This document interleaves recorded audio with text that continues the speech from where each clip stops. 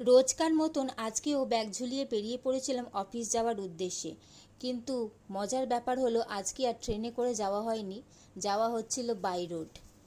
আর সব থেকে অবাক করা ব্যাপার হলো এখান থেকে যখনই আমি পাস করি আমি কিন্তু একবার হলে মন্দিরটার দিকে তাকাই, কিন্তু এখানে এর ভেতরে তোমরা যে বড় শিব ঠাকুরের মূর্তিটা দেখতে পাচ্ছ, এটা কিন্তু বাইরে থেকে একদম দেখা যায় না।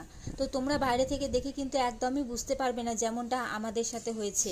তো আজকে কেন জানি না হঠাৎ ইচ্ছে হলো মন্দিরের ভেতরে যাই, দেখি ভেতরে কি আছে। বাইরে থেকে তো রোজই দেখি, ওই যে কথায় বলে না, উঠলো বাই তো কটক যাই, ব্যাপারটা ঠিক সেই রকমই ঘটেছিল আজকে।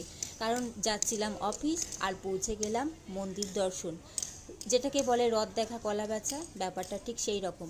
তো আমাদের তো খুবই ভালো লেগেছে ঘুরে, আর তাই তোমাদের সাথে শেয়ার করলাম। তোমাদের কেমন লাগলো এই ভিডিওটা অবশ্যই সেটা জানাবে, আর পারলে অবশ্যই একবার ঘুরে এসো। চলো টাটা।